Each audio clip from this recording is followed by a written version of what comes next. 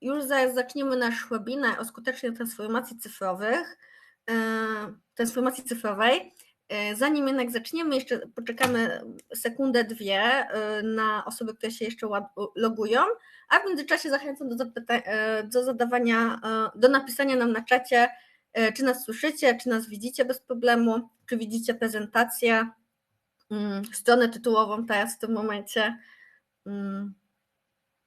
Dzień dobry, witam serdecznie. Możecie też napisać, skąd jesteście, chętnie dowiemy się, z jakich miejscowości.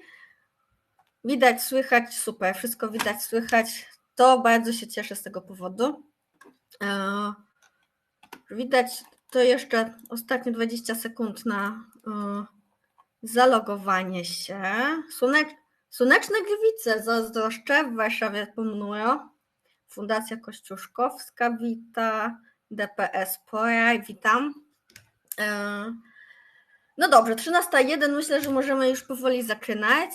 Ja się nazywam Karina Janus i dzisiaj jestem gospodynią dzisiejszego naszego webinaru o skutecznej transformacji cyfrowej dla organizacji pozarządowych. Dziś nasz webinar, prezenterkami naszego webinaru będzie Magdalena Pieńkowska oraz Maja Makowska. To są moje koleżanki z Fundacji TechSoup. Później powiedzą trochę więcej pewnie o sobie. Zanim zaczniemy, tak na szybko tylko powiem kilka słów o zasadach dzisiejszego spotkania. Oczywiście wszyscy jesteśmy wyciszeni. Zachęcam do zadawania pytań na czacie. Jeśli nie będziemy odpowiadać na nie na bieżąco, to na pewno znajdą swoje odpowiedzi już na koniec, podczas sesji Q&A. Spotkanie jest nagrywane. Opublikujemy spotkanie na naszym kanale na YouTubie, na naszej stronie internetowej techsoup.pl. Jutro dostaniecie maila z materiałami, z informacją, gdzie na pewno znajdziecie, ale też możecie śledzić nas na naszych social mediach, wtedy też na pewno nie przegapicie tej odpowiedzi, tej informacji. I tak na szybko agenda spotkania, o czym dzisiaj będziemy rozmawiać. Przede wszystkim opowiemy, czym jest Fundacja TechSoup, jak wspieramy, jak działamy, czym jest też transformacja cyfrowa i co się dzieje w trakcie transformacji cyfrowej w organizacji. Podzielimy się także przykładem, naszym case study z Fundacją BIS, a później podpowiemy kilka rekomendacji, jakie faktyczne narzędzia mogą Wam pomóc w całym procesie transformacji, w rozwoju technologicznym, no i oczywiście sesja Q&A na samym końcu. Więc zachęcam jeszcze raz do zadawania pytań. A teraz już tak na szybko już udostępnię przestrzeń Magdzie i Mai. Zapraszam do słuchania. Cześć, to zanim może przejdziemy dalej, jako chciałam się szybko przedstawić Magda Pieńkowska, kierownik polskiego programu TechSoup Polska, a ze mną jest Marysia Makowska. Dzień dobry, Marysia Makowska, jestem moją rolą w Fundacji TechSoup jest wspieranie wszystkich projektów związanych ze szkoleniami i edukacją, jestem menadżerką do spraw szkoleń i edukacji. Dobrze, to ci z Was, którzy są może po raz pierwszy u nas, aczkolwiek wydaje mi się, że chyba tak patrzę, nawet dużo osób nawet kojarzę po organizacjach, to tylko szybko wspomnę, czym jest TechSoup i czym jest program TechSoup Polska. Misją naszego programu jest ułatwienie organizacjom społeczną, ale w tym również bibliotekom, muzeum, to też jest dla nas ważne, dostępu do jak najlepszej technologii potrzebnej do codziennej pracy, czyli staramy się udostępnić Wam różnego typu oprogramowania. Natomiast oczywiście, że nie jest tylko ono tańsze, ono jest oczywiście legalne, to też jest bardzo ważne, ale również staramy się pomóc Wam w dostarczeniu sprzętu komputerowego i są to zarówno laptopy, monitory, komputery stacjonarne, serwery i innego typu akcesoria, ale również wdrażamy Was we wdrożeniu tych aplikacji, w tych oprogramowań, więc naszym celem jest nie tylko, żebyście mieli dostęp do jak najlepszego oprogramowania, ale również, żeby pomóc Wam wdrożyć to oprogramowanie na dobrym sprzęcie. Uczymy również Was, jak poprzez nowe technologie można opowiadać swoje historie, jak pracować również i zbierać fundusze, jak tworzyć kreatywne opowiadania o sobie, tak naprawdę, jak opowiadać o sobie. Co jeszcze w TechSupie? Czyli mówiliśmy o tym, że z naszej strony możemy pomóc Wam w dostępie do oprogramowań, wspieramy również Was technicznie, natomiast tak jak tutaj nawet obecność Marysi mówi, realizujemy również cykle szkoleń, różnego typu artykuły, rekomendacje, natomiast też to, co realizujemy, to jest właśnie diagnoza potrzeb cyfrowych, o której też dzisiaj będziemy rozmawiać, oraz również dostarczamy różnego typu rozwiązania do systemów chmurowych, takim jak jest Microsoft 365 czy Google Workspace, ale o tym również za chwilkę. Jeszcze dosłownie kilka słów o TechSoup. W chwili obecnej w programie TechSoup jest zarejestrowanych ponad 11 000 organizacji, a co roku to jest około mniej więcej 2000 różnego typu zamówień i bardzo cieszymy się z tego, że to nie są tylko właśnie oprogramowania, ale również też zakupujecie od nas sprzęt, który jest, można powiedzieć, tak zwanym sprzętem ekologicznym, bo jest regenerowany. I tutaj mamy dosłownie kilku wybranych różnych partnerów, którzy są również z Polski, znaczy są i z Polski, są i zagraniczne organizacje. Moje zawsze ulubione pytanie jest, i tutaj ręka do góry, a tak naprawdę napiszcie na czacie, ile na przykład różnych logotypów znacie, czyli ile firm znacie. To też tak, żeby się opatrzyć i też zastanowić się, czy znacie te oprogramowania, do czego one służą. O tym też dzisiaj będziemy trochę mówić, więc daję chwilę na opatrzenie się. Jestem ciekawa, czy powiecie mi, ile znacie tak naprawdę tutaj tych firm, organizacji. 9, super. Marysia, widzę, że też robisz test. 7. Liczę. Dobrze. Okej. Marysia, to ja oddaję w takim razie głos do studia. To dzięki, że się opatrzyliście, bo dzisiaj na pewno też będziemy rozmawiać o tych rozwiązaniach, jakie oprogramowania do czego służą. Marysia, w Twoje ręce. To teraz opowiemy Wam, co chcemy dzisiaj Wam zaproponować. Ten webinar z całą świadomością szerokości tematu, ale w ograniczonej ilości czasu, który dzisiaj mamy, ma służyć temu, żebyście trochę lepiej zrozumieli, czym jest transformacja cyfrowa. Też mamy poczucie, że ten temat się robi coraz bardziej popularny i widoczny w przestrzeni i funkcjonowanie organizacji pozarządowych, instytucji publicznych, ale też biznesu oczywiście, więc trochę opowiem o tym, jak my do transformacji cyfrowej podchodzimy w TechSupie. Chcemy, żebyście dzięki tej rozmowie może zwiększyli swoją motywację do tego, żeby wdrażać różne zmiany technologiczne w waszych organizacjach i instytucjach. No i też mamy nadzieję, że dostaniecie trochę, może nie wprost kompetencji, ale inspiracji do tego, jak podchodzi do transformacji cyfrowej w sposób strategiczny, zgodny z waszą ogólną strategią rozwoju organizacji czy instytucji. Więc to jest plan na dzisiaj. A teraz mamy do was pytanie. Zaprosimy was teraz do quizu, żebyśmy trochę, to będziemy, kilka razy uprzedzamy, będziemy was prosić o tego typu aktywność. Karina, czy mogłabyś włączyć quiz? Właśnie. Pytanie do was jest, jak dobrze rozumiesz na teraz, w tym momencie, czym jest transformacja cyfrowa? Jak myślicie o sobie i swoim rozumieniu tego pojęcia? Poprosimy was o odpowiedzi. Zaznaczcie właściwą dla siebie miejsce na skali.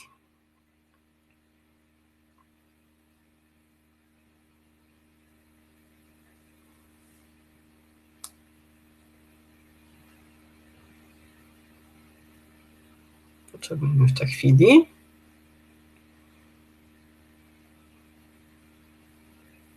Dziękujemy też za komentarze na czacie, widzimy je.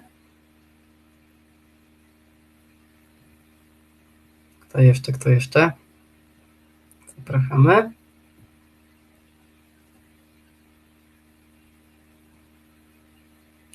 Okej. No dobra, to Karina, wydaje mi się, że zobaczmy spośród tych odpowiedzi, które mamy, jakie są wyniki. Jak się, jeszcze ktoś tu jeszcze głosowanie trwa.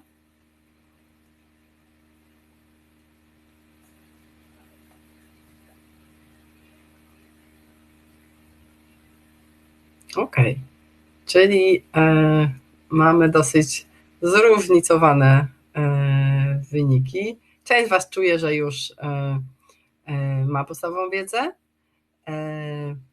część już trochę rozumie to pojęcie, nadal ma wiele pytań, a część jest gdzieś na początku, tak? Ekspertów mamy tutaj znikomą ilość, ale są też tacy, więc liczymy też na Wasze komentarze.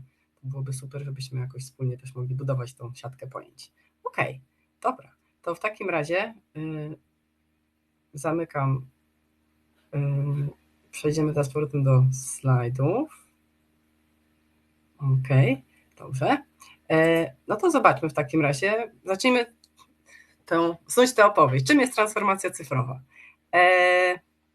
Tutaj mamy dla Was taki obrazek, który wydaje mi się jest dobrym takim początkiem temu, do rozmowy o tym, że trudno jest tak naprawdę określić w bardzo krótki, taki precyzyjny sposób w pigułce, czym jest transformacja cyfrowa, bo można powiedzieć, czy to jest wszystko to, co nas spotkało w pandemii, kiedy wszystkie organizacje, instytucje musiały w bardzo szybki sposób przejść na Zoom i inne narzędzia do komunikacji online, czy to jest korzystanie ze Slacka i wdrażanie różnych innych narzędzi komunikatorów, czy to jest może podejmowanie decyzji w oparciu o dane, lepsza koncentracja na kliencie.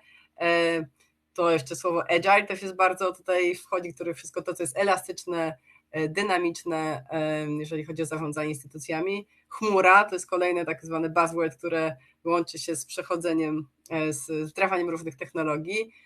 No nie zapominajmy o social mediach i o TikToku czy innych tego typu kanałach, no więc właśnie być może powinniśmy zacząć od tego, czym transformacja cyfrowa nie jest. I trochę jednak nie chcąc zostawiać Was w takim poczuciu, że się nie da tego zdefiniować, powiem Wam, jak rozumiemy to pojęcie jako TechSoup za chwilę. Jako TechSoup, który jest globalną organizacją, robiliśmy badanie, to niestety nie dzwoniło chwilkę u mnie w tle, przepraszam. Robiliśmy badanie o tym, na ile organizacje pozarządowe w ogóle, na ile strategicznie myślą o rozwoju cyfrowym i 75% organizacji widzi korzyści z używania i rozwijania technologii, natomiast tylko 22% z nich posiada jakąkolwiek strategię rozwoju technologicznego. I to, do czego my będziemy chciały Was dzisiaj przekonać, to jest to, że o transformacji cyfrowej możemy mówić wtedy, kiedy ona jest zaplanowana, jest przemyślana w taki sposób, który będzie strategicznie spójny z Waszymi pomysłami na rozwój organizacji. I teraz definicja, która jest tutaj długa i krótko o niej opowiem. Czym jest tak naprawdę transformacja cyfrowa? Jest procesem zmiany. I jak wszyscy z Was, którzy macie doświadczenie zarządzania zespołami, zarządzania organizacjami, instytucjami, wiecie, że jakby każdy proces zmiany ma swoją dynamikę, swoją fluktuację, swoje etapy i o transformacji cyfrowej można mówić właśnie jako taki jednym ze zmian instytucjonalnych, organizacyjnych, w której chodzi o wzmocnienie wpływu, większą skuteczność poprzez wdrożenie technologii cyfrowych do stworzenia nowych, ale też może zmiany tych procesów i zasad, kultury organizacji, doświadczenia Waszych odbiorców, dzięki czemu będziecie jeszcze skutecznie odpowiadać na rzeczywiste potrzeby społeczności, na której istniejecie i działacie. Czyli tak naprawdę ta technologia ma być takim przyspieszaczem, usprawniaczem procesów po to, aby skutecznie realizować swoją misję.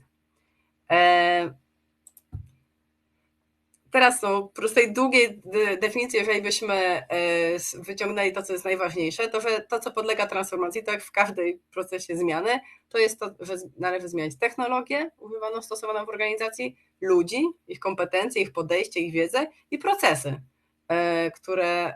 poprzez które się wszystko w naszej pracy i działalności toczy, dzięki czemu osiągniemy większy wpływ. No i teraz będzie kolejne pytanie do Was.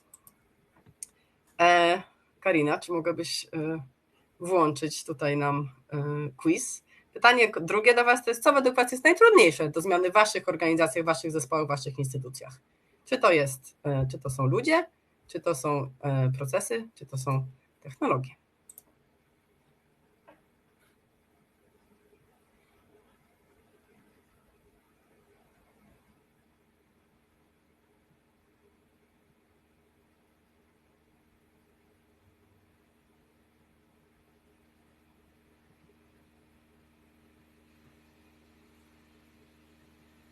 Jeszcze dajmy chwilę, zobaczmy. Na razie widzę, że nie wszyscy jeszcze. No właśnie, tutaj widzimy te komentarze na czacie. No właśnie, zobaczymy. Jestem bardzo ciekawa, czy element ludzki będzie miał największą liczbę wskazań. Jeszcze dajmy sobie chwileczkę.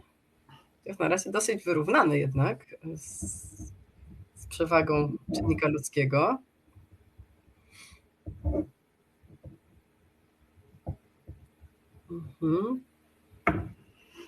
No okej. Dobra. Mamy 57% osób, które zagłosowały z obecnych w naszym webinarze.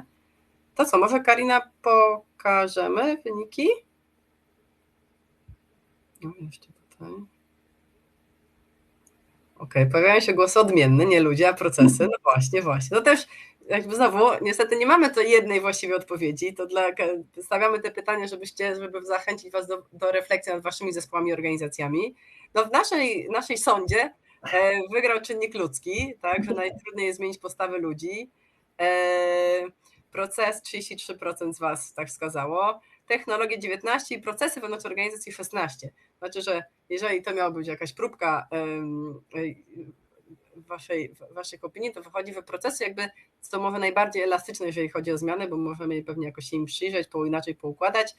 Może najwięcej energii trzeba poświęcić na zmianę postaw ludzi i trochę, dobrze, dzięki, możemy schować wyniki i wrócić do slajdów. I trochę jest właśnie tak, my o tym myślimy, że nie da się myśleć o transformacji cyfrowej jakby ignorując którykolwiek z tych czynników, tak? Znaczy, że wszystkie te 3 elementy, wpływanie na zmianę i zaopiekowanie się ludźmi w tym procesie zmiany, czyli dostarczenie im kompetencji, wiedzy, czasu też na zmianę jest niezbędne, tak, żeby oni muszą rozumieć procesy, a żeby te procesy rozumieć, trzeba je też dobrze określić. No i oczywiście technologia musi być dobrze dostosowana, o tym za chwilę będziemy opowiadać w większym szczególe. No to idźmy dalej, zobaczmy w takim razie, dlaczego warto. Magdo. No właśnie, dlaczego warto? Co zyskujemy w naszej organizacji dzięki transformacji cyfrowej? O tym jeszcze też będziemy chwilkę rozmawiać, to będzie taki bardziej rozbudowany slajd, natomiast my widzimy jak gdybyś kilka korzyści, tak, że na pewno możemy zautomatyzować i uprościć różnego typu procesy, o których tutaj rozmawialiśmy, a dzięki czemu poprawiamy wewnętrzną współpracę. Też dzięki technologii mamy możliwość, można powiedzieć, opracowania od początku różnych procesów, a może dzięki temu też skrócenie różnych procesów, tak? To na pewno. Lepszą wydajność i efektywność w realizacji zadań.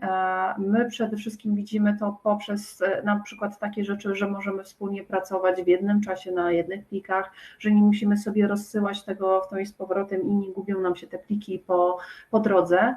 A na pewno jest to lepsza poprawa obsługi klienta, ponieważ wszystkie rzeczy też mamy, można powiedzieć, w jednym miejscu i klient, jakby to powiedzieć, też jest lepiej zaopiekowany. Wzmacniamy nasze działania, zwiększamy też nasze zasięgi nie tylko poprzez właśnie social media, ale poprzez to, że mamy lepiej poukładane procesy i na więcej rzeczy zwróciliśmy uwagę, tak naprawdę pokrywamy lepsze nasze zasięgi. No i to jest ważne, skutecznie zarządzamy danymi, czyli to nie jest tak tylko, że gromadzimy te dane gdzieś w Excelu, ale dzięki też tej analitycy danych wiemy, co dalej możemy z tym zrobić i jakie faktycznie dalsze są nasze działania. To jest bardzo ważne. I to, co jest w chwili obecnej bardzo często wspominane, to jest to cyberbezpieczeństwo, czyli na pewno poprzez wprowadzenie technologii mamy lepsze zabezpieczenia, jakby to powiedzieć, panujemy nad tym, co możemy zrobić, nawet jeżeli, nie wiem, zostanie laptop zgubiony, będzie jakaś, nie wiem, informacja, że nie wiem, jest jakiś przeciek, włamanie i tak dalej, to jakby powiedzieć, mamy konkretne ścieżki, co możemy wtedy zrobić. No i przede wszystkim są to też oszczędności finansowe, bo są rzeczy i subskrypcje, które dostępne są per użytkownik, ale są też takie rzeczy, których po prostu nie potrzebują wszyscy nad tym pracować, tylko tak naprawdę niektóre działy, więc na pewno są to też oszczędności finansowe. Co jeszcze tutaj na przykład, Marysia już powiedziała, że co tak naprawdę zmieniamy w trakcie transformacji cyfrowej i my to podzieliliśmy sobie na takich kilka obszarów. Możemy powiedzieć o zarządzaniu programami, ale mówimy tutaj bardziej o zarządzaniu tak naprawdę programami przede wszystkim grantowymi, bo bardzo często tutaj bierzemy to pod uwagę, czyli w jaki sposób monitorujemy naszą realizację naszych programów, jak robimy właśnie ewaluację. Mówimy o całej bardzo dużym obszarze fundraisingowym, czyli jak pozyskujemy fundusze dla naszej organizacji również. Komunikacja i marketing, czyli zarówno jak pokazujemy swoją markę, jak mówimy o swojej marce, ale również jak komunikujemy się z naszymi użytkownikami, z naszymi odbiorcami. Działania operacyjne, czyli wszystkie działania od finansów, działu personalnego, planowania i codziennych tak naprawdę prac, można powiedzieć, projektowych, to mówimy właśnie o takich działaniach operacyjnych, współpracy, o też takiej komunikacji wewnątrz działów. A to na pewno sprzęt, infrastruktura IT, to tak jak wspominałam, to nie są tylko nasze laptopy, akcesoria, telefony, ale również serwery, na których pracujemy i cyberbezpieczeństwo, czyli mówimy o zabezpieczaniu danych, jak i też robieniu kopii zapasowych albo podwójnym uwierzytelnieniu. I to są kilka wybranych tak naprawdę, tylko też nie chcieliśmy to zrobić, ja to nazywam zmontażyska logotypów, ale chcieliśmy Wam pokazać, że do każdego z tych obszarów są różne rozwiązania technologiczne, które są zarówno w naszym programie, jak i które są też poza naszym programem i bardzo chętnie będziemy Wam udzielać tutaj wsparcia i rekomendować również inne rozwiązania. Magda, mogę dodać tutaj jeden komentarz? Jasne. Jak sobie patrzycie na te 6 obszarów, one pewnie nie są, mogą częściowo jakoś być połączone, też wasze mogą jakoś na siebie zachodzić. Może z waszej perspektywy, jak myślicie o swoich organizacjach, zespołach, instytucjach, może jakiegoś kawałka brakuje. To jest jakaś taka próba ułożenia całej złożoności funkcjonowania organizacji i ich transformacji cyfrowej w jakąś ramę. To po prostu pomaga, o tej ramie to za chwilę jeszcze będziemy mówiły. Na pewno jest tak, że kiedy myślicie o swojej transformacji cyfrowej, to nie da się zmieniać wszystkiego naraz i że pewnie chciałabym was znowu zachęcić do takiego zastanowienia się, co na dziś, wiedząc jakie macie cele, nie wiem, na najbliższy rok, na najbliższe 2 lata, który z tych obszarów jest kluczowy dla was, albo gdzie najlepiej przyjąć tą dźwignię zmiany, żeby przyniosło jak największe efekty, tak? Bo może niektóre, nie wiem, może komunikacja, marketing jest kluczowa, albo fundraising, bo bez tego nie pójdziecie dalej, albo wiecie, że wasze działania, programy i cele są zagrożone. A być może właśnie jesteście w takim momencie dużego rozrostu i musicie się skupić na tym, co wewnątrz, czyli właśnie skupić się na działaniach operacyjnych i współpracy i wtedy znowu nie ma, o tym też za chwilę będziemy mówić, że nie ma co brać za dużo na siebie na raz, ale warto pomyśleć o tym, co jest waszym priorytetem. Chciałam tylko dodać, kiedy mamy ten cały te 6 obszarów przed oczyma. Tak, to dzięki Marysia za to bardzo fajnie, że to dodałaś od siebie, więc to właśnie pytanie do was na czacie, czyli jakbyście zaczynali swoją zmianę, to właśnie, czy to byłoby zarządzanie programami, fundraising, działalność operacyjna, komunikacja,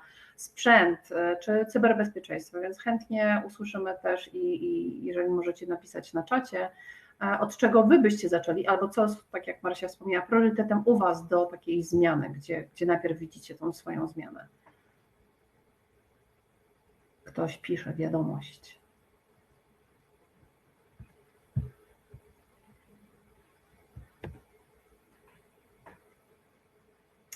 Okej, dzięki. Bezpieczeństwo i zarządzanie projektami. Zarządzanie programami i działalność operacyjna. Dzięki, Basiu. Emilia, programy zdecydowanie, a potem operacje. Okej. Renata, też zarządzanie programami i cyberbezpieczeństwo. Zarządzanie zadaniami. Super, Krystyna. Jeszcze poczekam chwilkę, bo jeszcze widzę, że ktoś pisze.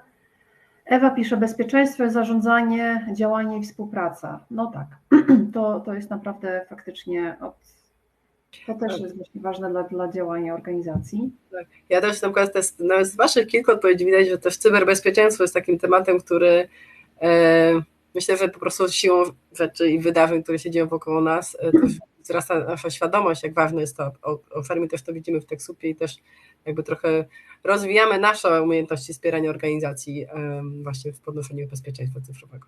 Tak, wydaje mi się, że to powoli też słychać nie tylko w firmach, w organizacjach, fundacjach, że jak ważne jest bezpieczeństwo, ale coraz też częściej słyszymy, że ktoś komuś się włamał na konto, nie wiem, facebookowe, instagramowe, przejął konto, bo na przykład nie było właśnie ustawionego podwójnego uwierzytelnienia, więc jakby to powiedzieć, uczymy się nawet niestety na swoich błędach. Dobrze, to jeszcze przejdę, w czym na przykład technologie mogą nam na co dzień pomóc w takiej codziennej pracy. No właśnie, praca z dowolnego miejsca na świecie, co widać było przez ostatnie 2-3 lata, oczywiście jest najlepiej z dostępem do internetu, czyli właśnie połączenie pracowników, którzy pracują zdalnie z biura, czyli nie mówię tylko też o pracy zdalnej, ale faktycznie zdarza się, że często pracownicy są w innych oddziałach, w innych lokalizacjach, na różnego typu misjach, więc właśnie pracują w terenie. Dzięki temu, że mogą pracować w tym samym czasie, na tych samych plikach, to naprawdę im ułatwiło. Możliwość właśnie bezpiecznej edycji dokumentów oraz komunikacji, określenie poziomu dostępu, czyli do niektórych folderów mogą mieć tylko konkretne osoby, a nawet do konkretnego pliku mogą mieć dostęp konkretne osoby, a nie wszystko dla wszystkich. Przechowywanie wspólnych danych w jednym miejscu, jak najbardziej. Łatwość właśnie przełączaniu się z pracy z jednego urządzenia na drugie, czyli bez względu na to, czy pracujemy na jednym laptopie, czy potem pracujemy na urządzeniu mobilnym, czy nagle pracujemy zdalnie, albo nie wiem, zepsuł nam się laptop, to bardzo szybko możemy się zalogować na inne konto, na inny komputer i możemy pracować z drugiego komputera, więc nie jest to, jak widać, praca nie jest też nasza przerwana. Wgląd do aktualnej wersji właśnie dokumentów w czasie rzeczywistym. Wysoki poziom bezpieczeństwa i prywatności, to jest bardzo ważne. Narzędzia do współpracy, właśnie to, co rozmawialiśmy, tak, zarówno z użytkownikami wewnątrz naszej organizacji, ale mamy też i realizujemy często projekty z podwykonawcami, z osobami spoza naszej organizacji i z nimi również chcielibyśmy bezpiecznie pracować. I te pliki, poszczególne foldery też mogą być udostępnione, zaszyfrowane również dla nich. Autozapisywanie dokumentów online, to uważam jest bardzo cenne, bo chyba każdemu z nas się kiedyś zdarzyło nie zapisać swojego pliku i potem był płacz. Uwierzytelnienie wieloskładnikowe, czyli właśnie to, o czym przed chwilą rozmawiałam, dotyczące na przykład Facebooka, czyli podwójne logowanie poprzez to, że dostajemy dodatkowy kod SMS na przykład, albo dostajemy jakiś telefon, żeby autoryzować, że faktycznie my to my. No i automatyzacja procesów, bardzo polecane przez nas właśnie Power Apps czy Power Automate, które pozwolą nam faktycznie zautomatyzować i trochę zmniejszyć tą manualną pracę, która jest po naszej stronie, a tym samym wyeliminować bardzo dużo takich błędów po prostu, które nam się też zdarzają. Marysia, to w takim razie w Twoje ręce. Kierunki transformacji. Tak, to jeszcze znowu od innej strony patrząc na to, jak można podejść do transformacji, jak ją rozumieć, można jeszcze spojrzeć na to, w którą na stronę jest skierowana. Czy chcecie ją skierować na zewnątrz, czy wszystko na to, co jest widoczne, co dociera do waszych odbiorców, do waszych społeczności, z którymi pracujecie, czyli taka koncentracja na transformacji cyfrowej produktów, waszych usług, świadczeń, programów, które oferujecie właśnie na waszych odbiorcach i ich doświadczeniu z wami. A drugi kierunek, trochę o tym mówiłam wcześniej, do wewnątrz, tak? Właśnie, że może teraz ten moment jest, kiedy trzeba spojrzeć, jakby skupić się na sobie, na wewnętrznych operacjach, procesach, na zespole, na takim wewnętrznym potencjale w ogóle organizacji i sile i na poprawie efektywności tego, co już robicie, tak? To znowu wy wiecie lepiej, w którym jesteście momencie, też co jest wam potrzebne i znowu, gdzie tą energię warto zaangażować. I teraz zobaczmy w takim razie w ogóle, co to może znaczyć w praktyce, jak można zarządzać tą transformacją cyfrową. Tak jak mówiliśmy na początku, transformacja cyfrowa jest procesem, jest jak każdy inny proces w zespole, w organizacji wymaga po prostu jakichś przemyślenia, zarządzania, rozłożenia na czynniki pierwsze, określenia ról i o tym też za chwilę jeszcze powiemy. Więc teraz kilka takich, trochę o tym właśnie, jak podejść do zarządzania, do zaplanowania transformacji cyfrowej. Tutaj dzielimy się z wami cytatem z jednej z liderek TechSoup-u, Marni Webb, która mówi, że taką najskuteczniejszą rzeczą, którą mogą organizacje zrobić, aby wspierać, przyspieszyć swoją transformację cyfrową, jest przejąć kontrolę nad nią. Trochę, znaczy podejść do niej naprawdę jako do elementu, który trzeba zaplanować i myśleć o niej też w taki sposób strategiczny. Bo znowu pytanie do was i możecie się zastanowić, no, pewnie macie doświadczenie wdrażania jakichś różnych takich ad hocowych decyzji albo projektów, takich nieprzemyślanych sposobów funkcjonowania organizacji, które czasem mogą wyjść, a czasem mogą nie wyjść. Czasem spontan jest metodą, która działa, ale myślę, że tak, jeżeli za spontanem idą źle zainwestowane pieniądze i energia, to raczej mogą się skończyć frustracją zespołu, jakimś takim zniechęceniem do podejmowania prób, więc właśnie nasz przekaz jest taki, transformacja cyfrowa wymaga zaplanowania, refleksji i o tym też za chwilę jeszcze powiemy więcej. Tak, tutaj z Marysią też już rozmawialiśmy o tym, że obszarami transformacji cyfrowej to są właśnie technologia, procesy i ludzie. My jeszcze dodajemy tak naprawdę do tego szkolenia, czyli jeżeli chodzi o te duże kółeczka, jak technologia, procesy szkolenia, to też chciałabym od razu Wam powiedzieć, że to są te momenty i w tych obszarach jako TechSoup oczywiście będziemy starali Wam pomóc, zawsze możecie się zgłosić i tak samo możemy Wam pomóc zidentyfikować i wdrożyć poszczególne narzędzia technologiczne, aplikacje, ale tak samo jeżeli chodzi o procesy, też po to przechodzimy z Wami rekomendacje, jak powinny być różne rzeczy ułożone, że jeżeli korzystacie narzędzia właśnie, nie wiem, z Power Automate albo różnych automatycznych właśnie takich workflowów, to też możemy pomóc Wam zbudować poszczególne procesy, które będą tylko wykorzystywane dla Waszej organizacji. Oczywiście w przyszłości można byłoby się też nimi dzielić w innych organizacjach, takim jak, nie wiem, nawet akceptacja wniosków urlopowych. Wcale nie trzeba brać dodatkowego, bardzo drogiego oprogramowania, można taki workflow sobie stworzyć, żeby była też akceptacja zarówno Waszego przełożonego i też te informacje pojawiały się na przykład w Waszym wspólnym kalendarzu. Tak, to są takie małe, drobne rzeczy. Nie jest tylko a propos wewnętrznych procesów, ale też na zewnątrz, jeżeli chcielibyście, żeby Wasi granto, na przykład biorcy albo użytkownicy Waszych programów też wypełniali jakiś formularz i też miałoby się coś zadziać z tym, to też pomagamy Wam w realizacji takich procesów, też żeby faktycznie zwiększyć efektywność Waszych działań, ale też, tak jak wspomniałam, trochę wykluczyć tą taką pracę manualną, gdzie czasami pojawiają się błędy. I szkolenia dedykowane, tak? Czyli też słuchamy Waszych potrzeb i też staramy się bardzo często szyć na miarę takie szkolenia, nie tylko z rozwiązań chmurowych, jeżeli potrzebujecie jakichś bardziej marketingowych, to też jak one jak najbardziej są, a jeżeli czasami mówimy nie tylko o procesach, ale też mówimy o konkretnym szkoleniu z konkretnego oprogramowania i też staramy się wtedy wysłuchać Was i Waszych potrzeb.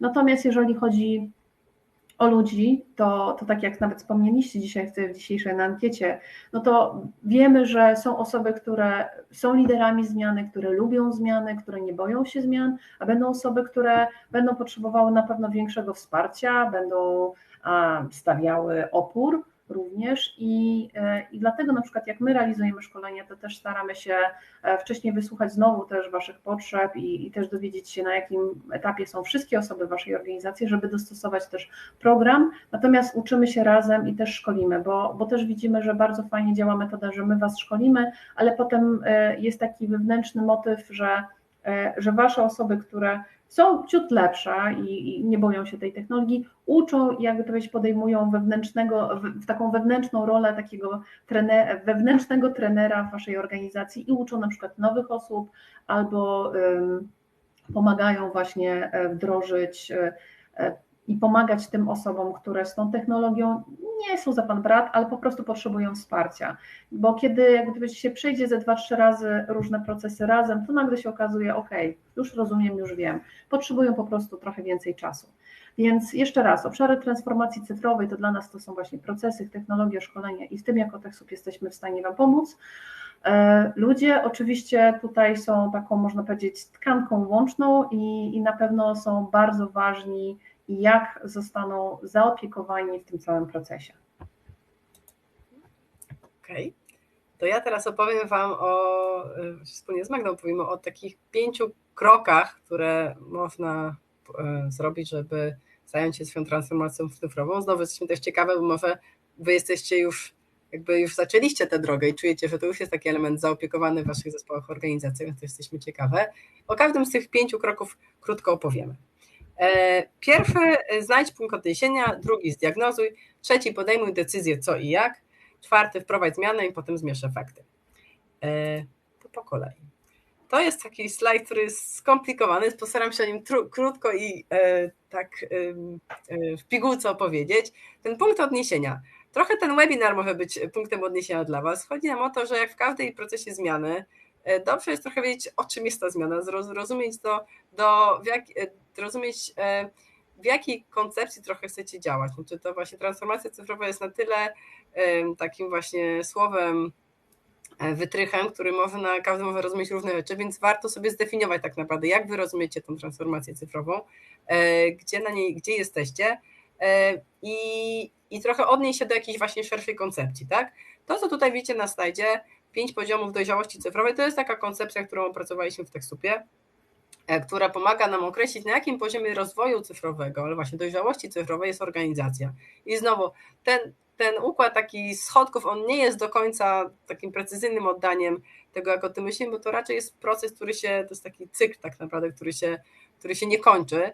I krótko o tych 5 poziomach opowiem. Ten pierwszy poziom ad hoc to jest taki rodzaj organizacji, instytucji, w którym właśnie podejmuje się takie decyzje bardzo doraźne, ad hoc, pojedyncze inwestycje, nie wiem, właśnie, że przerzucamy się, nie wiem, może właśnie spróbujmy teraz Slack i jedziemy, tak? Znaczy teraz wszyscy komunikujemy się przez Slack, a zapominają o wszystkich innych komunikatorach. Albo, nie wiem, właśnie gromadzimy wszystkie dokumenty, teraz wrzucamy na, nie wiem, na OneDrive, tak? Ale bez jakiegoś takiego strategicznego przemyślenia. Drugi poziom funkcjonalny to jest taki, kiedy organizacje dokonują już pewnych inwestycji, ludzi, procesy rozwiązań, czy już jest jakiś taki proces refleksji. Dobra, opracujmy jakiś plan, decydujmy się na 3 główne cele w danym roku, takie, żeby zaspokoić bieżące potrzeby. Może to jest właśnie, nie wiem, przerzucenie się do współdzielonych, do chmury, żeby współdzielić dokumenty i pracować już tylko tam, a nie przesyłać sobie pliki mailami, tak? To każda organizacja będzie miała swój pomysł na to, ale jest już jakiś plan tutaj. Poziom trzeci ustandaryzowany to jest taki, kiedy organizacje już czują, że ta technologia, ten myślenie o tym, jak stosujemy technologię, już jest jakoś przemyślana, że wiemy trochę, jakie są wytyczne dla całej organizacji. Można o tym pomyśleć jako osoba, które dołączają do waszego zespołu, że macie jakąś taką instrukcję trochę, jakich narzędzi, do czego korzystacie, jak uzyskać dostęp, że jest jakiś plan, pomysł, który też łatwo przekazać nowym osobom, a drugi to trochę też jest o tym, że kiedy ktoś odchodzi z organizacji i zamykacie konto mailowe danej osoby, to nie tracicie bardzo cennych dokumentów, historii projektów i nie daj Boże raportów merytorycznych i finansowych do donorów. Tak? Czyli to jest właśnie taki sposób, że już jest jakiś standard posługiwania się technologią gromadzenia danych. Poziom czwarty zoptymalizowany. To jest taki moment, kiedy już działa ten standard, ale patrzycie, jak można go jeszcze poprawić, jak można zoptymalizować, czyli to jest taka umiejętność myślenia, dobra, co możemy zmienić, czego możemy zrezygnować, w co zainwestować, nie zapominając oczywiście o ludziach i ich procesach, żeby to właśnie wszystko działało jeszcze lepiej. No i czwarty adaptacyjny to jest taki, bym powiedziała, level pro, kiedy się myśli naprawdę o tym, jeszcze poziom wyżej, tak? W jaki sposób macie takie myślenie, właśnie myśląc o strategii rozwoju waszej organizacji, trochę długofalowych planów, jak technologia może być tutaj zaprzęgnięta do tych celów, żeby jak najefektywniej wspierać organizacje. Myślę o jakichś takich dużych kampaniach, nie wiem, działaniach fundraisingowych, tak? No, zwłaszcza wszystkie to, co dotyczy dużej skali, no to warto, żeby było wspierane przez technologię. Umiejętność myślenia o tym, to jest na tym poziomie. To jest więc właśnie trochę i do tego, żeby określić swoje miejsce na skali, my też jako TechSoup pomagamy organizacjom przeprowadzać diagnozę ich potrzeb cyfrowych, właśnie dojrzałości cyfrowej, szeregiem pytań tak naprawdę, bo to jakby nie ma znowu, to nic nie jest proste, tak? Znaczy to każda organizacja ma swój indywidualny kosmos. Przejdziemy dalej. Drugi etap, no właśnie, oceń swój obecny stan i potrzeby. Magda, trochę wyszłam przed szereg. Tak, nie, jakby to obydwa się łączą jak najbardziej, bo tak jak Marysia wspomniała, realizujemy taką, można powiedzieć, usługę, badanie potrzeb cyfrowych, czyli podczas właśnie takich wspólnych wywiadów z Wami, z zarządem, ale też poszczególnymi członkami Waszej organizacji, pytamy się o poszczególny stan, ale też i Wasze potrzeby, jakie są w organizacji. I tu jest naprawdę kilka takich wyjętych pytań, bo ich jest ponad prawie 100 i każdy z nich jest podzielony właśnie w tych obszarach, o których rozmawialiśmy, czyli zarówno zarządzanie programami fundraising, komunikację, marketing, a więc to jest zarówno właśnie jak organizujemy i realizujemy swoje usługi, jak zarządzamy swoimi danymi, jak planujemy mierzyć i też jak w ogóle planujemy realizować nasze kampanie fundraisingowe. To jest naprawdę bardzo, bardzo dużo pytań dotyczących zarówno procesów wewnętrznych, ale też właśnie takich komunikacyjnych, dotyczących typu strony internetowej, waszej komunikacji w social mediach. Więc podczas takiego badania potrzeb cyfrowych, które na chwilę obecną realizujemy, to słuchamy Was, żebyście mieli chwilę właśnie czas na refleksję, zastanowić się, gdzie jesteście, tak bardzo szczerze i otwarcie przed sobą, co działa, co nie działa, a gdzie chcielibyście być. I to mówimy w takich zarówno okresie typu 3 miesiące, rok i 2 lata, bo tak jak Marysia wspomniała, to jest proces zmiany i to jest czas potrzebny też do tego i nie wszystko naraz. Tak. I to tutaj trochę Magda, jeśli pozwolisz, opowiem od kolejnych 3 kroków, to patrzę na czas lekko zaniepokojona. Kolejne 3 kroki to jest określ priorytety. To już jest jakby, czy transformacja, czy jakikolwiek inny proces zmiany, to jest taka umiejętność właśnie priorytetyzowania. Skupcie się na tym, co jest ważne i pilne, co jest do zrobienia teraz, jakby od tego zacznijcie, tak? Ta matryca, którą tu widzicie, może ją znacie też z innych działań, matryca Eisenhowera, która pozwala określić, co jest pilne i niepilne, co jest ważne i nieważne, i skupmy się na tym, co jest ważne i pilne. To, co jest nieważne, pilne, zobaczcie, czy możecie zdelegować, no bo pomyślcie też o waszych zasobach wewnątrz organizacji, czym się powinien zajmować zarząd, a czym się mogą zajmować, nie wiem, koordynatorzy projektów albo programów. Co możecie zrobić później, co was nie zblokuje, a to, co jest nieważne i niepilne, eliminujcie. Czy to naprawdę jest jakby trochę takie, ustalmy sobie, co jest najważniejsze.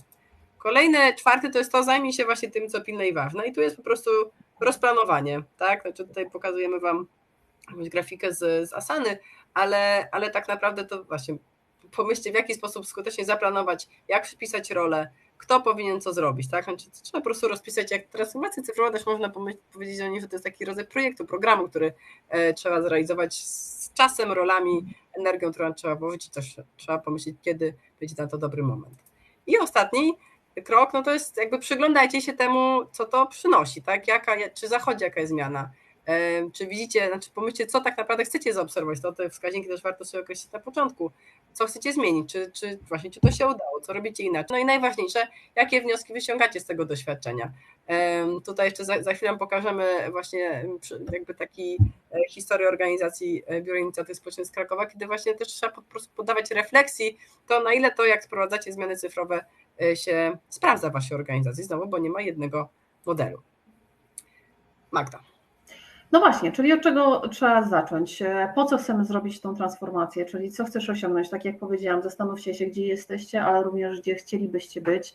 Najlepszym rozwiązaniem właśnie jest zrobienie diagnozy potrzeb cyfrowych, czy wspólnie z nami, czy nawet sami, czyli sprawdzić, na jakim jesteście etapie. Wybierz narzędzia i zacznij działać. Nawet jeżeli się pomylisz, zacznij działać, bo najgorzej po prostu jest stać w miejscu. I to, co powiedzieliśmy, czyli analizuj ryzyko, oceniaj proces. Jeżeli coś Wam jednak nie odpowiada, nie wdraża się i widzicie, że z tego nie korzystacie, nie jest to równoznaczne z tym, żeby wracać od razu do starych rozwiązań, tylko może akurat dane rozwiązanie w chwili obecnej nie zostało dobrze zaadaptowane, może ono nie pasuje do Was. W takim razie należy je wymienić i jeszcze raz przejść ten proces. Nie bójcie się tego, bo takie sytuacje mogą się zdarzyć. Możecie zadać sobie więcej pytań. Tak, no to więcej pytań. I to jest takie też, Wy oczywiście dostaniecie tą prezentację i może nie będziemy teraz chodzić bardzo szczegółowo, natomiast to jest kilka pytań, których właśnie gdzie zachęcamy do takiej Waszej refleksji, do rozmowy wewnątrz organizacji, między działami, czyli dlaczego chcecie wprowadzić zmiany, czego właśnie nie robicie, czego Wam brakuje, co można zrobić inaczej, a kto już w Waszej organizacji wspiera cyfrowe zmiany albo w ogóle jest takim inicjatorem, liderem tych zmian, a w jaki sposób do tej pory wprowadzacie zmiany, co zadziałało, co nie zadziałało, jak działacie w przypadku właśnie nieprzewidzianych różnych sytuacji, jak awaria sprzętu, kradzież danych, pandemia czy cyberatak, oraz co zmieniło się dla Was, co robicie dzisiaj inaczej, bo na pewno mieliście takie momenty, że wprowadzaliście nowy system księgowy, nowe procesy, nowe oprogramowanie i już na pewno takie mini informacje, mikroinformacje macie na ten temat, więc dzięki temu też łatwiej będzie Wam bardziej otwarcie podejść do tematu. Okej, no i teraz jeszcze, żeby trochę jednak chcę powiedzieć, że to nie jest łatwe też. I kiedy szukaliśmy różnych danych i porównywaliśmy podejście do transformacji cyfrowej, to znaleźliśmy taką daną, że 75% prób transformacji cyfrowej kończy się porażką. To jest jakby taki dana pochodzi raczej z perspektyw biznesowych, ale jakby rzeczywiście jest ryzyko. Jest ryzyko takie, że nieodpowiednio przygotowana, zaplanowana transformacja może być taką, jakby skończyć się frustracją. Tu widzę komentarz Emilii, że to smutne. No właśnie, trochę dlatego chcę powiedzieć, że to nie jest, że transformacja cyfrowa trudno będzie zakończyć sukcesem, jeżeli to będzie właśnie spontan i taki nieprzemyślany proces, tak? Znaczy, że naprawdę trzeba trochę podjąć mądre decyzje i wtedy ta szansa na sukces na pewno wzrasta. I kilka innych rzeczy, które też znowu słyszymy od organizacji, kiedy rozmawiamy o ich transformacjach cyfrowych, co jest ważne, tak? Że na pewno bardzo ważne jest to, by zaangażować osoby decyzyjne, tak? Znaczy, że to nie, że transformacja cyfrowa, ona może być inicjowana przez sfrustrowany zespół, który mówi, już gubimy się w tym, jak pracujemy, chcemy to usprawnić, ale bez pewnego, błogosławieństwa nie jest tym właściwym słowem, ale takiego jakby wspólnej decyzji zarządu organizacji i kierownictwa, że robimy to, że nie wiem, poświęcamy czas, energię, pieniądze też, tak, na to, żeby to zrobić, to wtedy na pewno jest większy sukces. My też jakby słyszymy, że warto w ogóle zrobić też szkolenia i to też mamy też takie doświadczenie w tych swoich formowaniach szkoleń dla liderów organizacji, którzy mają jednak wyjątkową odpowiedzialność za prowadzenie organizacji, wprowadzanie strategicznych zmian, żeby ich zmienić trochę nastawienie, mindset, że właśnie technologia to nie jest, myślenie rozwoju technologiczny to nie jest sprawa osób od IT i administratorów systemu, tylko to naprawdę jest strategiczna decyzja organizacji. Bardzo ważny jest czas i znowu wiemy, jak trudno o czas w organizacjach pozarządowych, kiedy macie bardzo często znaczy za małe zasoby i zawsze jest co robić, ale naprawdę trzeba trochę pomyśleć, ile tego czasu możemy poświęcić i bym powiedziała, że dostosować też te plany transformacji cyfrowej do tego czasu, który realnie możemy na to poświęcić, żeby nie startować ze zbyt ambitnymi planami, bo znowu one wtedy łatwiej o frustrację. Kluczowi są ambasadorzy zmiany, to znaczy takie osoby, które będą tak trochę popychać, to wy znacie swoje zespoły, kto może być takim driverem zmiany, taką osobą, która może ma taką naturalną zajawkę do technologii, może łatwo nauczyć kolegów i koleżanki, żeby trochę podpowiedzieć, będzie takim przez jakiś czas, na początku zwłaszcza to jest bardzo ważne, żeby były takie osoby, których można się zwrócić o pomoc, a potem ta zmiana się trochę tak stabilizuje sama. Ale warto też trochę pomyśleć właśnie, kto może być takim wspieraczem tego procesu. No i na końcu trochę to, żeby jak wejdziecie na tą ścieżkę, albo już na nie jesteście, to pewnie to widzicie, że to jest ciągle można coś zmieniać, tak? Że ciągle, że warto, aby ta rozwój technologiczny był takim elementem organizacji uczącej się. Okej. No i teraz właśnie opowiem wam o historii jednej organizacji. Zgadza się. Faktycznie to ponad już 1,5 roku temu zgłosiła się do nas Biuro Inicjatyw Społecznych z Krakowa.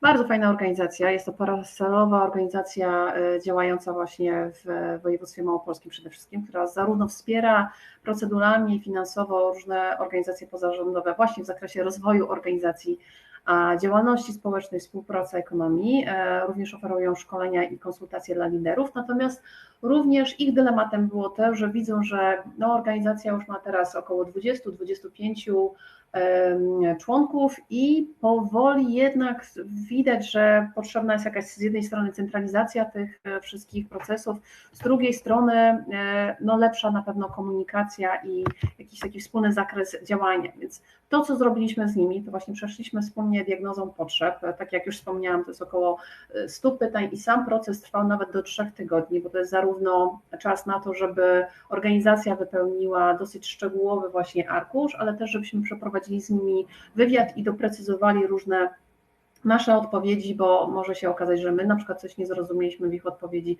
albo chcielibyśmy coś jeszcze bardziej, znaczy jeszcze dogłębniej usłyszeć, jak to jest, albo w ogóle nie odpowiedzieć na jakieś pytanie, więc to jest ten moment, żeby również dowiedzieć się.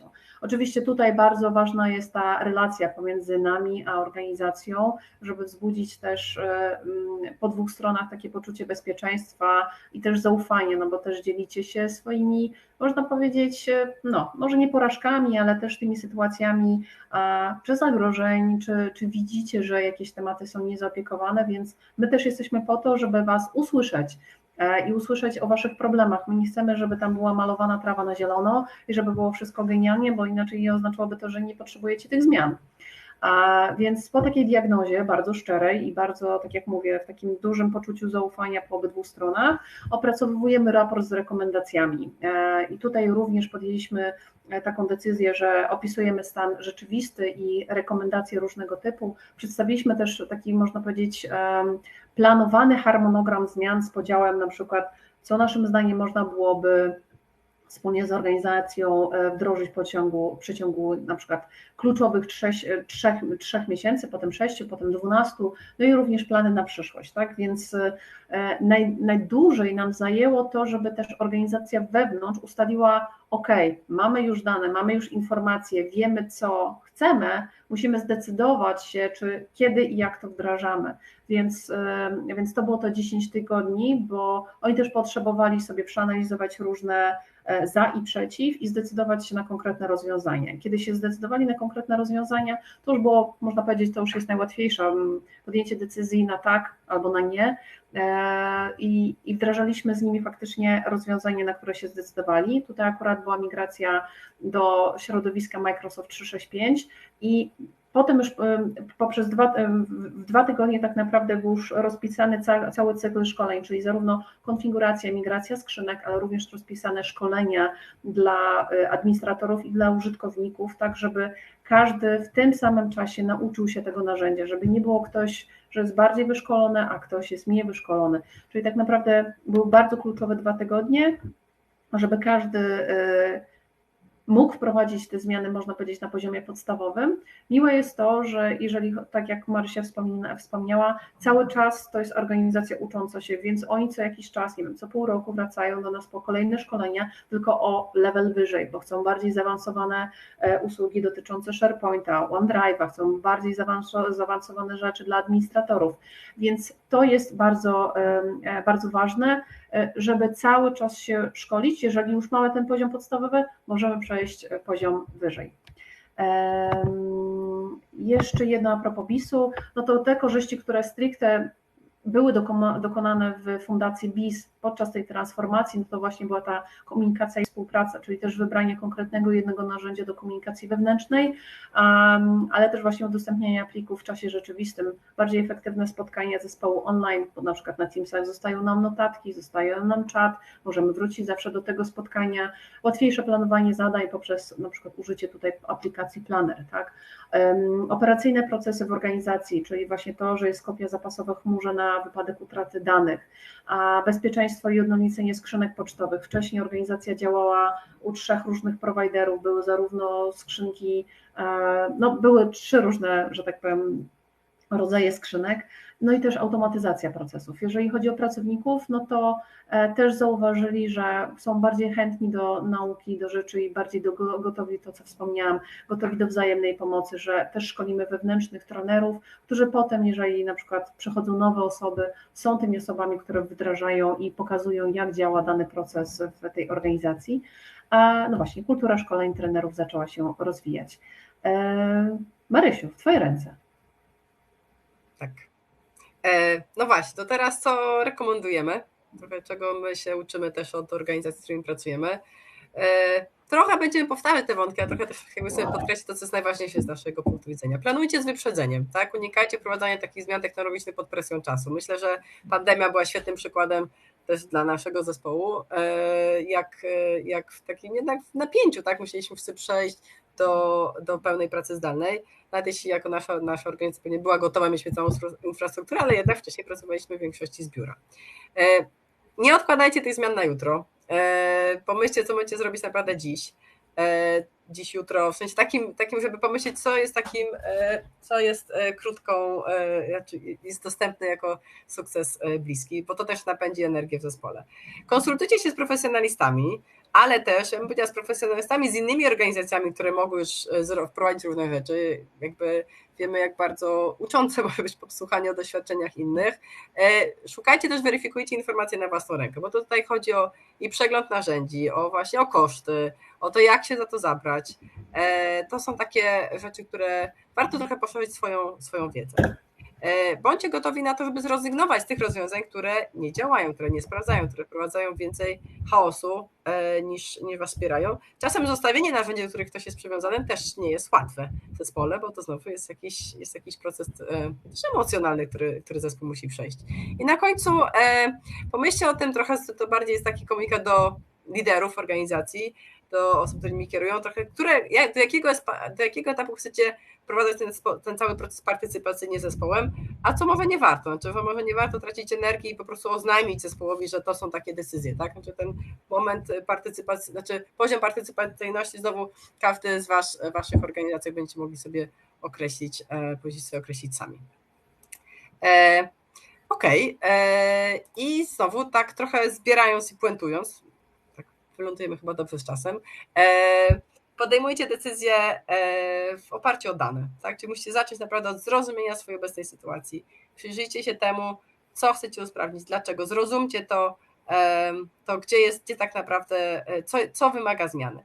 Znajdźcie własną ścieżkę, tak? Znaczy to jest naprawdę, żadne dwie organizacje nie będą miały takiej samej procesu rozwoju. Oczywiście są pewne wzory i my też jako Techsoup ich się uczymy, żeby po prostu skutecznie wspierać organizacje, ale to wy musicie wziąć odpowiedzialność i decyzyjność w tym aspekcie. Dopasujcie takie rozwiązania narzędzia, które będą w zgodzie z waszymi organizacjami, tak, z waszymi misjami, z waszymi wartościami też. Zaangażujcie cały zespół, trochę dobudowując do tego, co powiedziałam przed chwilą, że to jest proces zmiany, który musi zaangażować cały zespół, prędzej czy później, tak, to musi być zmiana całej organizacji. No i na końcu trochę nie bójcie się, nie otwórzcie się na to, co niezanomowe, na początku niewygodne. I właśnie tutaj Emilia na czacie pisała, żeby stworzyć jakiś incentive, czyli takie zachęty trochę do tego, żeby ludzie się fali w proces. Myślę, że im więcej jest w tym jakiegoś humoru i takiej lekkości, tym będzie to fajniejsze dla zespołu. Można się po prostu razem cieszyć też procesem uczenia się. I słuchajcie, ostatnie pytanie do was. Jak po tym wszystkim, co tutaj opowiedziałyście, jaka jest wasza motywacja po wysłuchaniu tych wszystkich informacji do zastosowania tego w praktyce? Czy czujecie, że możecie coś z tym zrobić? Czy wiecie, jaki może być wasz pierwszy krok? Czy macie energię, by zacząć nad tym pracować? Gdzie jesteście teraz na tej skali motywacji?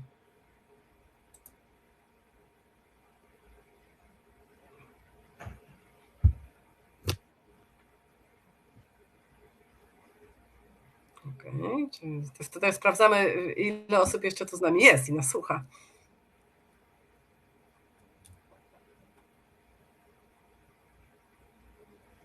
Tak, za chwilę jeszcze mamy kilka minut na pytania.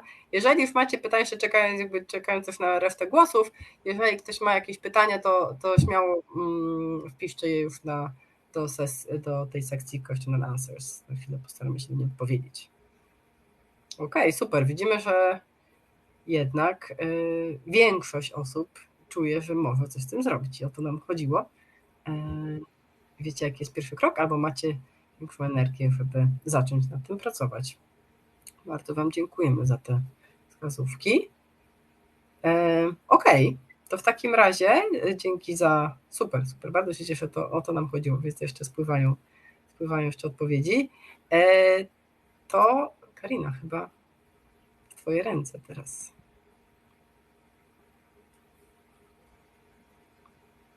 Tylko jesteś zmiutowana jeszcze. Już widać wyniki. Ale tak, my już zadaliśmy wam 3 pytania quizowe i kilka pomiędzy było jeszcze też zadawanych. Teraz czas, żeby odwrócić się stronami, więc śmiało zadawajcie pytania w czacie, gdyż to już jest czas na sesję Q&A. I już się pojawiło pierwsze pytanie, sekundę tylko, zaraz je wyświetlę, tylko coś mi się tu nie chce załączyć. Może w międzyczasie, zanim mi się to załączy, przeczytam je. Jakie są koszty diagnozy i opracowania raportu? To Magda, chyba do ciebie. Dobrze, mogę, tak, to jest 1350 zł netto w chwili obecnej i mogę wysłać oczywiście link też do, ojejku, przepraszam, chyba coś, nie wzięłam ten link, przepraszam serdecznie. Karina, nie wiem, czy tam, przepraszam, mi się nie skopiowało, próbowałam właśnie to zrobić odpowiednio i teraz w takim razie... Magda, może wyślemy po prostu też te linki w pole. Tak, badanie potrzeb cyfrowych organizacji non-profit w chwili obecnej to jest, tak jak mówię, to jest 1350 zł netto, więc nie jest to jednak suma typu 100-200 zł, natomiast nie jest to 5-6 tysięcy jak w organizacjach i różnych IT, więc i tak jak wspomniałam, to jest proces na około 6 tygodni, bo po prostu wiemy, że też potrzebujecie dużo czasu, około 2-3 tygodni na odpowiedzenie na poszczególne pytania. Tak? Są niektóre pytania, które stricte Was dotyczą, a są takie, które byście musieli też zadać innej organizacji. Ale w sensie, może nie innej organizacji, ale do innego działu typu IT albo do działu marketingu. Tutaj wyświetliłam też kolejne jakby trochę follow-upowe pytanie. Diagnoza raport 1250 zł netto. Mhm. Tak, i wyświetlam już kolejne.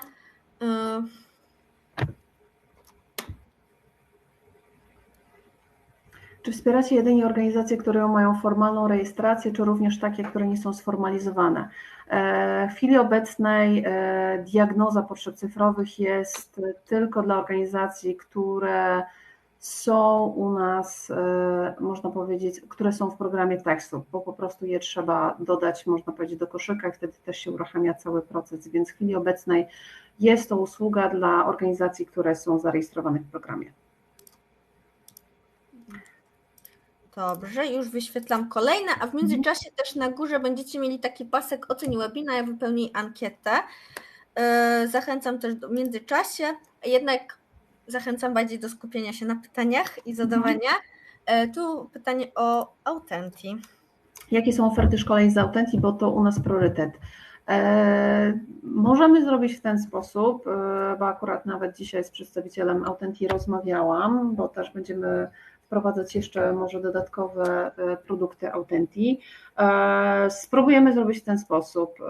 Zapytam się, czy byłaby możliwość na początku roku jeszcze o szkolenie i zrobimy wtedy może taki właśnie webinar, szkolenie dotyczące Authentii. Nie wiem, czy po prostu w grudniu jeszcze dalibyśmy radę czasowo, ale też mogę się zapytać o grudzień, tylko to już byłby bardziej taki 20 grudnia, bo to też trzeba byłoby po prostu zaplanować, ale jak najbardziej w planie jest albo właśnie grudzień, albo styczeń na to, żeby organizacje krok po kroku nauczyły się korzystać z Authentii. Też sugeruję i tutaj możemy też wysłać, Karina, webinar, który mieliśmy chyba ponad rok temu z Authentii i tam Pamela razem z moim kolegą Wojtkiem z Authentii pokazywali krok po kroku również, jak używa się Authentii, więc możemy wysłać również link do tego webinaru. Tak, zaraz wrzucę na czat i jeszcze jedno pytanie. Jeśli macie jeszcze też stricte o transformację cyfrową, nawet nie tylko o rozwiązania, też zachęcam jeszcze do pytania. Tam mamy już trochę, jesteśmy po czasie, ale jeszcze tam minutkę, 2 możemy zostać. Czy macie rozwiązania integrujące procesy wewnętrzne i zewnętrzne do obsługi członków oraz wydarzeń dla beneficjentów, takie, które można spiąć na przykład z księgowością? Pani Kasiu, musiałabym poprosić o jakiś przykład, bo oczywiście można byłoby wprowadzić, natomiast moim zdaniem trzeba było po prostu zrobić jakąś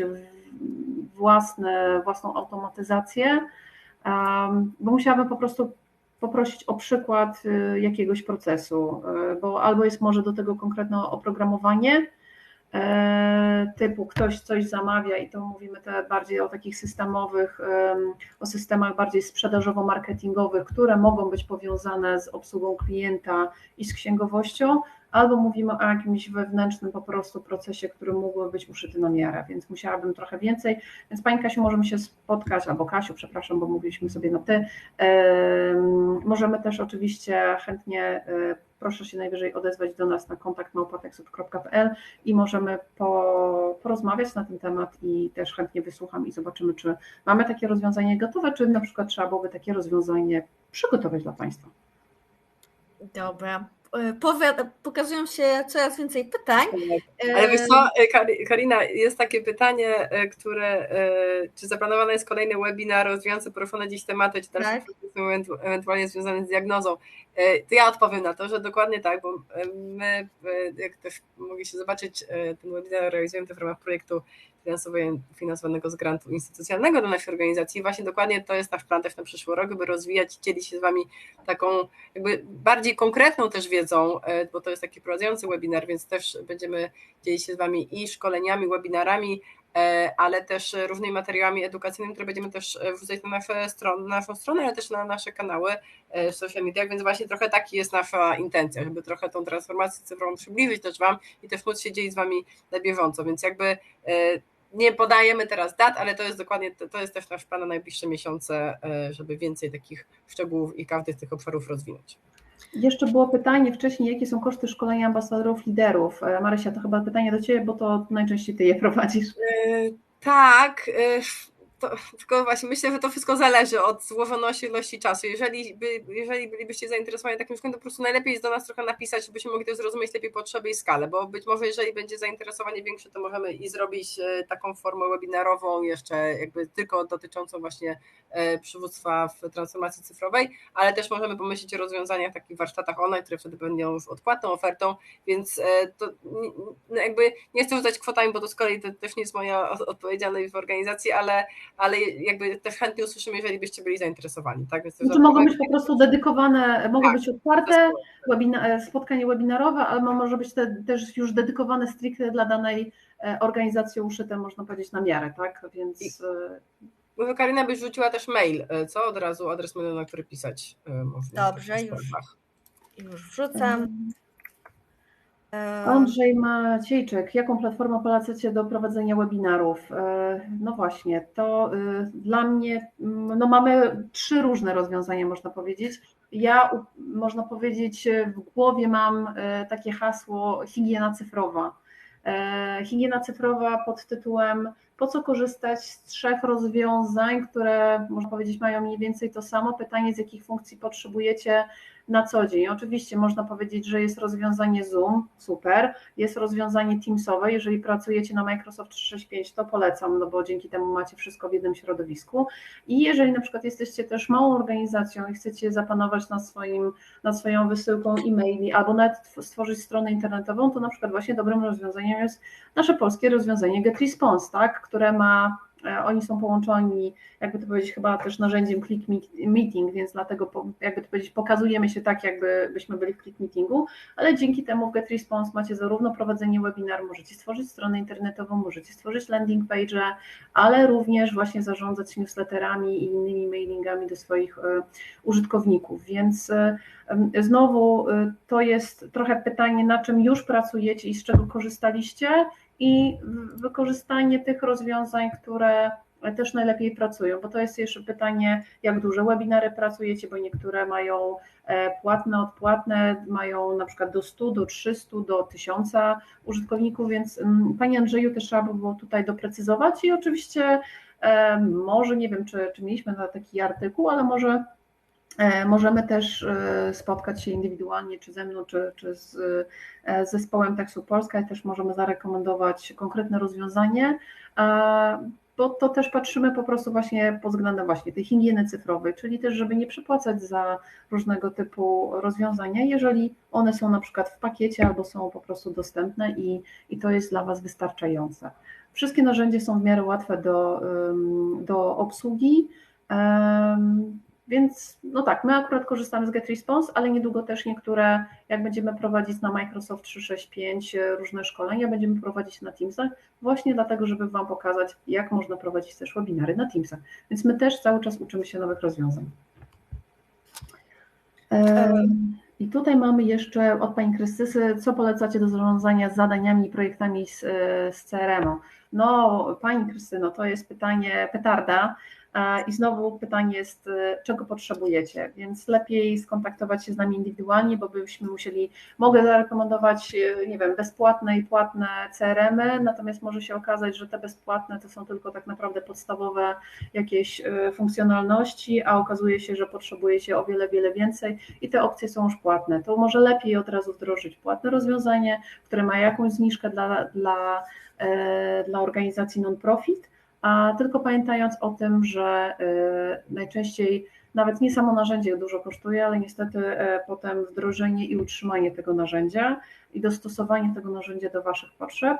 Pytanie, czy potrzebujecie CRM-a, czy potrzebujecie po prostu faktycznie takiego sprzedażowo-marketingowego narzędzia, trochę jak na przykład jest User.com, czy już takiego bardziej rozbudowanego jak na przykład Salesforce.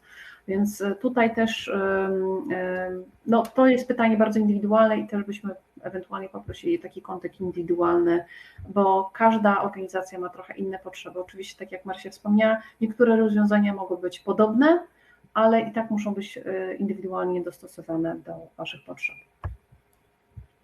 Czy mamy coś jeszcze? Jakie koszty? Tak, są już 2 pytania i może właśnie zostawimy, odpowiemy je już teraz na szybko i już te ostatnie 2 pytania, bo już jesteśmy w czasie. Jakie są koszty wprowadzenia rozwiązań? Jakiego rzędu? Dobrze. I znowu pytanie moje ulubione, jak psycholog, to zależy. Więc powiem tak, akurat na naszej stronie internetowej są ceny dotyczące usług wprowadzania na przykład do środowiska Microsoft 365, ale tak samo do Google Workspace, bo wiemy, że też bardzo dużo organizacji często pracuje właśnie na Google for Non-Profits i przechodzi na środowisko Google Workspace, więc zarówno mamy te usługi dostępne dla jednego i drugiego środowiska. Jeżeli mówicie albo pytacie się o indywidualne rozwiązania typu chciałabym szkolenie z Asany dla swojej organizacji, to też proszę dajcie nam znać. To z niektórymi, można powiedzieć, podwykonawcami albo różnymi organizacjami trzecimi jesteśmy również zaprzyjaźnieni i prowadzimy tego typu szkolenia. Jeżeli chcielibyście rozwinąć konkretne umiejętności, też musicie po prostu najlepiej do nas napisać, bo są różnego typu rzeczy, które my prowadzimy wewnętrznie i mamy do tego zespoły, które mogą wdrożyć dane rozwiązanie u Was w organizacji, a przy niektórych po prostu też korzystamy z różnych zaprzyjaźnionych firm zewnętrznych, trzecich i one wtedy jak gdyby są naszym takim pośrednikiem i też jak gdyby z naszą pomocą i jak wiadomo cenami bardziej dla NGO-sów wprowadzają różnego typu zmiany. Więc jakie są możliwości pozyskania funduszy na transformację cyfrową? Marysia, to chyba pytanie do Ciebie będzie. Tak. Ja myślę, że znowu możemy też, myślę, że Karina, zebrać informacje i podpowiedzieć trochę środków, w których miejscach można szukać funduszy. My powiemy, że my trochę jako TechSoup też szukamy takich pieniędzy, żeby móc oferować taki rodzaj wsparcia organizacjom właśnie jakby trochę z pakiecie całym, tak, i naszych kompetencji, bo też byśmy mogli pokrywać koszty naszej pracy.